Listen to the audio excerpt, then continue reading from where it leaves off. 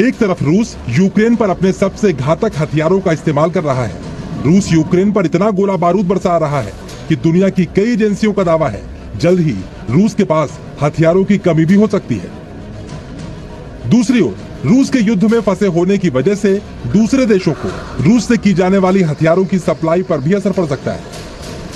ऐसे में भारत, जिसके हथियारों का बड़ा हिस्सा और कलपुर्जे रूस से ही आते हैं, उसे भी सप्लाई के संकट से जूझना पड़ सकता है। हालांकि रूस की तरफ से हर तरह की सप्लाई जारी रखने की बात कही गई है, लेकिन भारतीय सेना और सरकार रक्षा तैयारियों में किसी भी तरह की ढील नहीं देना चाहती। ऐसे में भारत ने देश में ही हथियारों का प्रोडक्शन बढ़ाने की योजना बनाई है और इसके लिए भारत ने हथियारों की इंपोर्ट लिस्ट को और छोटा कर दिया है।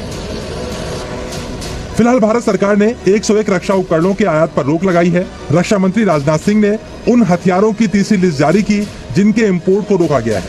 अब ये रक्षा उपकरण देश में ही बनाए जाएंगे। सरकार की योजना के मुताबिक अब हेलीकॉप्टर्स, टैंक इंजन और मिसाइलें भी देश में तैयार की जाएंगी। जिन रक्षा उपकरणों के इंपोर्ट पर रोक लगाई गई है उसमें एयरबोर्न अर्ली वार्निंग सिस्टम भी शामिल है।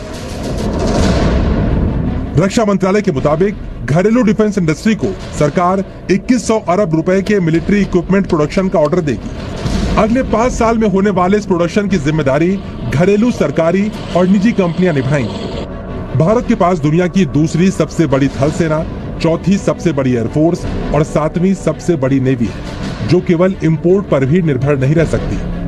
हमारा टारगेट भारत को डिफेंस मैन्युफैक्चरिंग हब के तौर पर डेवलप करना है।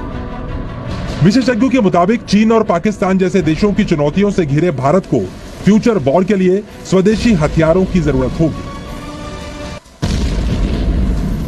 भारत ने बिल्कुल सही किया है कि जो पैसा हम फॉरेन एक्सचेंज जो हम हथियार खरीदने में लगाते हैं, वो अगर हम अपने देश में ही लगाएं उसके अंदर, तो वो देश के अंदर हमारे लोगों को एक तो एम्प्लॉयमेंट भी देगा, दूसरा हमारा पैसा भी बचाएगा और तीसरा हमें किसी मुल्क के पास स्पेयर्स के लिए जाना नहीं पड़ेगा।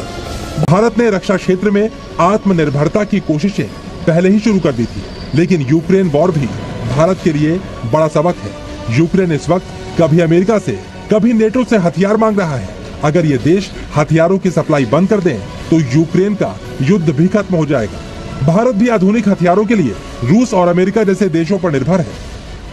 भारत ने फ्रांस से भी रफाल जैसे आधुनिक लड़ाकू विमान खरीदे हैं। रूस भारत का पुराना दोस्त है और अमेरिका नया साझीदार। लेकिन जब महाशक्तियों के हित टकराते हैं तो ये देश भारत पर भी दबाव बनाने की कोशिश करते हैं। हालांकि भारत देश हित के सामने किसी दबाव को स्वीकार नहीं करता, लेकिन रक्षा क्षेत्र में आत्मनिर्भरता भारत को दुनिया में और मजबूत आवाज बनाएगा।